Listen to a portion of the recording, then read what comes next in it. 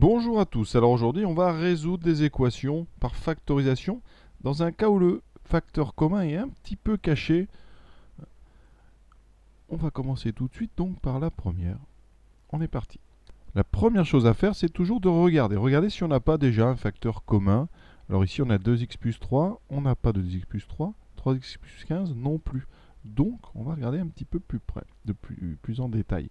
Et là à droite on a un 3 plus 2x. Alors 3 plus 2x, eh bien, si vous l'écrivez autrement, vous pouvez l'écrire 2x plus 3. Et donc, on vient de trouver notre facteur commun. On va le faire bien apparaître. Donc ici, on aura 2x plus 3 fois 3x plus 15, moins 4 fois 3x moins 2 fois 2x plus 3. Je vais souligner mon facteur commun. Et maintenant, on va passer à l'étape de factorisation. Je mets le facteur commun devant. J'ouvre des crochets et maintenant, dans le premier terme, 2x plus 3 est multiplié par 3x plus 15, donc ça va commencer par 3x plus 15. Les parenthèses ici ne servent à rien. Par contre ici, dans le deuxième terme, 2x plus 3 est multiplié par moins 4 fois 3x moins 2. Donc ici, on doit réécrire moins 4 fois 3x moins 2.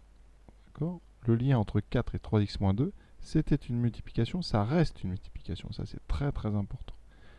Et on arrive sur des phases plus faciles, on va dire, les phases de réduction. Donc 3x plus 15.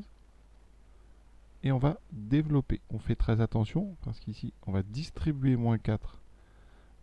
Ça fait moins 4 fois 3, moins 12x, moins 4 fois moins 2, plus 8. 2x plus 3, 3 moins 12, moins 9, 15 plus 8, 23. On est tombé sur une équation produit nul. Donc l'un des deux facteurs est nul. Au moins, donc 2x plus 3 vaut 0 ou moins 9x plus 23 égale 0. Et là, on résout tranquillement. Alors, j'ai laissé ici les parenthèses. Bien évidemment, elles ne servent à rien, donc je les enlève. Voilà. Ensuite, on résout ça. 2x égale moins 3. X égale, et on divise par 2, moins 3 sur 2. Là, c'est très important de ne plus se tromper ici. Vraiment. Moins 9x égale moins 23. X égale moins 23 sur moins 9. Et les moins se neutralisent. On pense à faire un bilan. S égale moins 3 demi, 23 neuvième. Deuxième équation, un petit peu différente, parce que vous avez ici un égal qui est entre deux membres ici. Donc tout à l'heure, il y en avait un des membres qui était nul. Là, il y a deux membres non nuls. Donc il va falloir d'abord mettre tout à gauche par une soustraction. On va soustraire tout le membre de droite ici. On a A égale B. Je vais donc enlever B des deux côtés. J'aurai A moins B qui est égal à 0. Donc ici, c'est tout simple. On recopie donc notre membre de gauche. On recopie le membre de droite. Voilà. Et là, on met moins égale 0. Le membre de droite donc a été soustrait. On a donc un moins devant tout ce membre et on n'a rien changé à l'intérieur des parenthèses. Ça, c'est très important. Et après, maintenant, on regarde, y a-t-il un facteur commun? Eh bien, pour l'instant, non. Par contre, on a moins 2x moins 1 ici et 2x plus 1. Quel est le lien entre les deux? Eh bien, moins 2x moins 1, si on factorise par moins 1, alors je vais bien l'écrire, ça fait en fait moins 1 fois 2x plus moins 1 fois 1. Donc si je factorise par moins 1, ça me donne moins 1 fois 2x plus 1. Autrement écrit, moins 2x plus 1. Donc, moins 2x moins 1, c'est l'opposé de 2x plus 1. Et le voilà mon facteur commun. Je vais remplacer moins 2x moins 1 par moins 2x plus 1. Et j'ai réussi à faire apparaître un facteur commun. Pour le reste, pour l'instant, je n'y touche pas. Maintenant, je souligne mon facteur commun. Voilà, 2x plus 1, 2x plus 1, et je factorise. On écrit 2x plus 1. On ouvre les crochets. Alors attention, ici, on a un moins. Ce moins, il est attaché à 4x plus 5. C'est une multiplication. C'est comme si on avait un moins 1, donc c'est moins 4x plus 5. Et là, les parenthèses vont servir. Elles sont indispensables parce que le moins s'adresse à 4x, mais aussi à plus 5. Ensuite, on a ce moins qui est attaché à moins 4x plus 2. on ferme les crochets et on a terminé la phase, on va dire, difficile. Maintenant, on va enlever les parenthèses en distribuant tranquillement tous nos moins. Voilà. Ici, on distribue ce moins. Cela me donne moins 4x, moins 5, moins 4x plus 4x, moins 2, égale 0. On regarde ce que ça donne. Donc, 2x plus 1, facteur 2. Alors, moins 4x, 4x, ça s'annule. Moins 7 égale 0.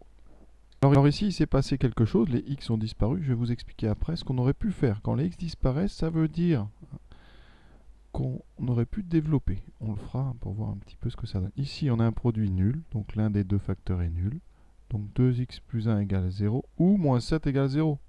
Mais moins 7, mais ça ne fait pas 0. Ça, c'est impossible. Donc, on a juste 2x plus 1 égale 0. Conclusion. 2x égale moins 1. X égale moins 1 sur 2. On n'a qu'une seule solution.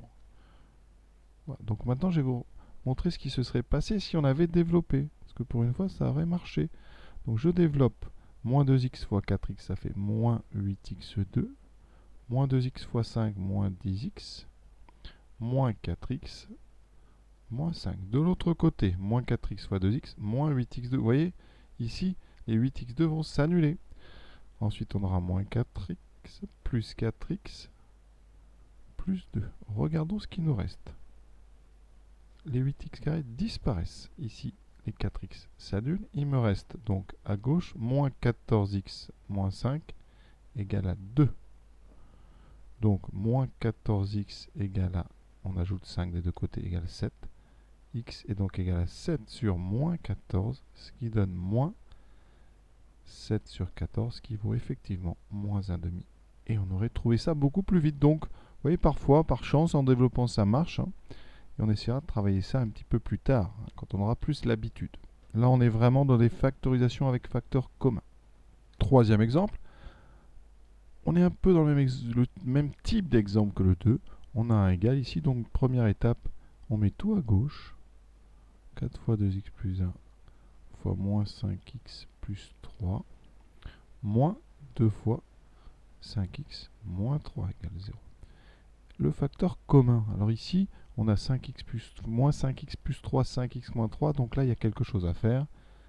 On va faire la même chose que tout à l'heure. C'est-à-dire qu'on va transformer l'un des deux. Alors, moins 5x plus 3, je vais le factoriser par moins 1. Ça me fera moins 5x moins 3. Et vous voyez qu'en faisant ça, on a réussi à faire apparaître notre facteur commun. 4 fois 2x plus 1 fois... Alors attention, ici, je vais remplacer moins 5x moins 3 par ça.